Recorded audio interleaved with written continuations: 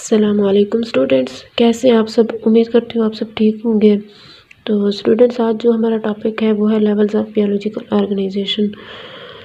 इससे पहले जो हमने टॉपिक पढ़ा था वो क्या था, biology and some major field of specialisation.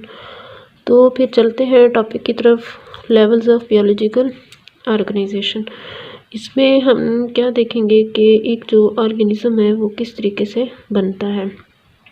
Organism जो होता है, चाहे वो सिंपल हो या फिर कम्प्लेक्स हो, उनके अंदर डिफरेंट तरह के केमिकल रिएक्शंस हो रहे होते हैं। और ये केमिकल रिएक्शन एक तरह के नहीं होते, हज़ारों की तादाद में होते हैं और डिफरेंट तरह के होते हैं। इन सब को देखने के लिए क्या करेंगे, इनके अंदर मुख्तलिफ तरह के एलिमेंट्स होते हैं। अब एलिमेंट्स को अगर हम देखें तो एलिमेंट्स जो होते हैं नेचुरली अकरिंग एलिमेंट्स हैं 92 है। तो इन 92 में से 16 जो है वो होते हैं बायो एलिमेंट्स। बायो एलिमेंट्स का क्या मतलब होगा, बायो मीन लिविंग और एलिमेंट्स मतलब लिविंग ऑर्गेनिज्म के अंदर जितने भी एलिमेंट्स होते हैं उन्हें हम कहते हैं बायो एलिमेंट्स। ये MCQs के हवाले से या शॉर्ट क्वेश्चन में भी आ सकता है, नेचुरली अकरिंग एलिमेंट्स कितने हैं। तो आप क्या लिखेंगे, 92। और ये क्वेश्चन भी आ सकता है बायो एलिमेंट्स की तादाद कितनी होती है, कितनी है, 16। फिर आगे चलते हैं, जो 16 एलिमेंट्स हैं इनकी मज़ीद डिवीजन की गई है। इन 16 में से 6 हैं और दूसरे हैं 10। जो 6 हैं वो होते हैं, बनाते हैं बॉडी मास 99%। इन्हें हम इसलिए कह सकते हैं मैक्रो एलिमेंट्स। अब इन मैक्रो एलिमेंट्स को क्यों मैक्रो कहते हैं, क्योंकि ये बॉडी का बहुत ज़्यादा बॉडी मास बना रहे हैं। Macro mean large. और जो दूसरे हैं 10 एलिमेंट्स हैं, ये बनाते हैं ओनली 1% बॉडी मास, इसलिए हम इन्हें कह सकते हैं ये है माइक्रो। माइक्रो मीन स्मॉल, मतलब ये सिर्फ़ और सिर्फ 1% बनाते हैं और ये बनाते हैं 99% बॉडी मास। फिर हम देखते हैं कि इन 6 में से कौन कौन से ऐसे एलिमेंट्स हैं जो 99 को बना रहे हैं। इनमें ऑक्सीजन है, कार्बन है, हाइड्रोजन, नाइट्रोजन, कैल्शियम और फास्फोरस। कैल्शियम जो है 65% बनाता है और कार्बन जो है 18% बनाता है और हाइड्रोजन 10% है, नाइट्रोजन 3%, कैल्शियम 2%, फास्फोरस 1%। इस तरीके से क्या होता है, ये सारे मिलकर 99% बॉडी मास बनाते हैं। अगर हम इनकी इम्पॉर्टेंस की बात करें तो ऑक्सीजन, कार्बन, हाइड्रोजन जो है ये कार्बोहाइड्रेट्स के बनने में हिस्सा लेते हैं। कार्बोहाइड्रेट्स क्या चीज़ होती है, जो स्केलेटन जब बन रहा होता है तो वहाँ पे कार्बोहाइड्रेट्स का बहुत ज़्यादा रोल होता है। ये वैसे अगले चैप्टर्स में हम डिटेल से पढ़ेंगे। और नाइट्रोजन जो है ये DNA के बनाने में हिस्सा लेते हैं। DNA क्या होता है, डीऑक्सीराइबोन्यूक्लिक एसिड। जैसे उसमें वो होती है नाइट्रोजीनियस बेस, वो नाइट्रोजन की बनी होती है। कैल्शियम जो जानदार होते हैं, जानवर, उनकी हड्डियों में कैल्शियम होती है, फास्फोरस भी होती है। तो इस तरीके से ये सारे एलिमेंट्स अगर एक जानदार की बॉडी में मौजूद हैं तो ठीक है, अगर ये नहीं होते तो डिफरेंट तरह के डिजीज़ेस हो सकती हैं, इसलिए इनका होना बहुत ज़रूरी है। और ये बनाते हैं 99% बॉडी मास। और जो बाकी हैं 10, अब इनकी बात करते हैं, ये कौन कौन से हैं। इसमें आ जाता है पोटेशियम 0.35 है और सल्फ़र है 0.25, क्लोरीन है 0.15 और सोडियम है 0.15 है। मैग्नीशियम 0.05%, आयरन है 0.04%। और 4 जो है कॉपर, मैंगनीज़ है, जिंक है, आयोडीन है, ये होते हैं ट्रेस अमाउंट में। ट्रेस का क्या मतलब है, बहुत ही कम मिकदार होती है इनकी। अगर ये ना हों तब भी इनकी मौजूदगी या गैर मौजूदगी का इतना कोई फ़र्क नहीं पड़ता। उसके बाद हम देखेंगे ये सारे जितने भी एलिमेंट्स हैं ये मिलकर क्या चीज़ बनाते हैं। और जब मिलेंगे एक एटम बनाएंगे, एटम के मिलने से क्या बनेगा, मॉलिक्यूल बनेगा। सारे मॉलिक्यूल मिलकर क्या चीज़ बनाते हैं, जब सारी ऐसी चीज़ें मिलती जाएंगी तो एक हेली ऑर्गेनाइज सिस्टम बन जाएगा। उस सिस्टम को हम क्या कहेंगे, पूरा एक जब ऑर्गन सिस्टम बनते हैं तो एक ऑर्गेनिज्म बन जाता है। और ऑर्गेनिज्म के बनने में जो जो चीज़ें होती हैं वो कौन सी हैं, उनको हम वन बाय वन देख लेते हैं, फिर इनकी डिटेल में हम इनको बाद में स्टडी करेंगे। तो इसमें सबसे पहले जो है लेवल वो है सब एटॉमिक। सब एटॉमिक का क्या मतलब है? सब का मतलब एटम के अंदर पाई जाने वाली चीज़ें, एटम के अंदर पाए जाने वाले पार्टिकल्स वो हैं प्रोटॉन, इलेक्ट्रॉन और न्यूट्रॉन।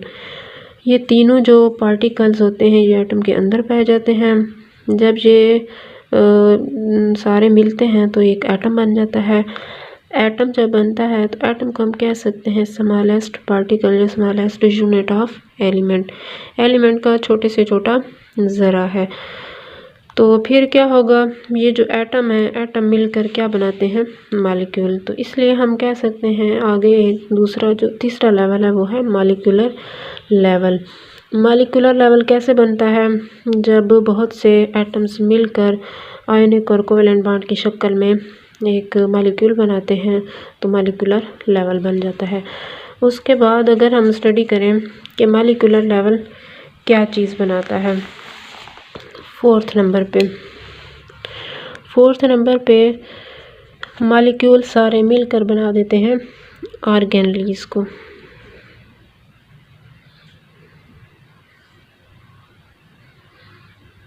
ऑर्गेनेलीज जब बनते हैं तो ऑर्गेनेलीज सारे मिलकर बना, ऑर्गेनेलीज कौन कौन से होते हैं? माइटोकॉन्ड्रिया हैं, गोल्गी बॉडीज़ हैं, ये सेल के अंदर पाए जाते हैं और ये सारे मिलकर बना देते हैं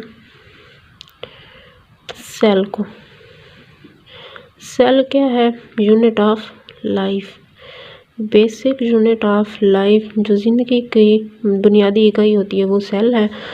अब सेल बन गया, बहुत से सेल मिलकर बना देते हैं टिश्यूज़। क्या बनाते हैं? टिश्यूज़। सेल्स का मजमुआ, सेल का ग्रुप टिश्यू बनाता है। फिर बहुत सारे टिश्यूज़ ये जब मिलेंगे तो ये बनाते हैं ऑर्गन। डिफरेंट तरह के टिश्यूज़ का ग्रुप जब मिलेगा आपस में तो वो बनाते हैं ऑर्गन। ऑर्गन जब आपस में मिलते हैं, मिलकर काम करते हैं ऑर्गेनाइज तरीके से एक सीक्वेंस में, तो ये बना देते हैं ऑर्गन सिस्टम। ऑर्गन सिस्टम बनाते हैं। फिर बॉडी के अंदर डिफरेंट तरह के ऑर्गन सिस्टम जब मिलकर काम कर रहे होते हैं तो वो बना देते हैं एक ऑर्गेनिज्म। क्या बनाते हैं? ऑर्गेनिज्म। एक पूरा फर्द बन जाता है। अब ऑर्गेनिज्म बन गया, उसके बाद क्या होगा? ये जो ऑर्गेनिज्म होते हैं ये बनाते हैं आगे स्पीशीज़। अब स्पीशीज़ क्या होती है? स्पीशीज़ ऐसी जानदारों का गिरोह होता है, ऐसे जानदारों का ग्रुप होता है जो आपस में रिप्रोड्यूस कर सकते हैं और उनके जो बच्चे पैदा होते हैं वो भी रिप्रोड्यूस करने की एबिलिटी रखते हों, उन्हें कहते हैं स्पीशीज़। जब एक जैसी स्पीशीज़ का ग्रुप एक ही जगह पर एक ही वक्त में रह रहे हों तो उन्हें कहते हैं पॉपुलेशन। पॉपुलेशन। तो हम इस लेवल को पॉपुलेशन लेवल भी कह सकते हैं। जब पॉपुलेशन बनती है तो बहुत सारी डिफरेंट तरह की पॉपुलेशंस मिलकर बना देती हैं कम्युनिटी। वो भी डिफरेंट तरह की पॉपुलेशन जब एक ही जगह पर एक ही वक्त में रह रही हूँ तो उन्हें कहते हैं कम्युनिटी। एक कम्युनिटी लेवल बन गया। तो इस लेवल के बाद फिर क्या होता है? जब बहुत सारी कम्युनिटी मिलती हैं तो वो बनाती हैं इकोसिस्टम। अब इकोसिस्टम में क्या चीज़ आ जाती है?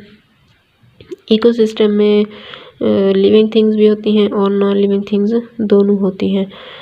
और उसके बाद जब इकोसिस्टम बहुत सारे इकोसिस्टम मिलते हैं तो ये बना देते हैं बायोस्फीयर। तो हम इसे कह सकते हैं biosphere level. Bio mean living और स्फीयर मीन क्या होता है? अर्थ। अर्थ का वो टुकड़ा जहाँ पे लिविंग, ज़मीन का वो टुकड़ा जहाँ पे लिविंग थिंग्स या जिंदा जानदार चीज़ें जितनी भी होती हैं वो रह रही हूँ, ऐसी जगह को क्या कहेंगे? बायोस्फीयर। अब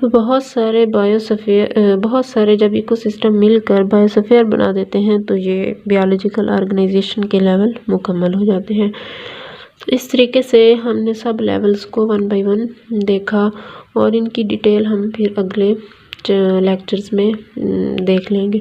अगर यहाँ से आपको कोई भी टॉपिक, कोई भी बात पूछनी हो तो आप कमेंट पे पूछ सकते हैं। Thank you so much. अल्लाह हाफिज़।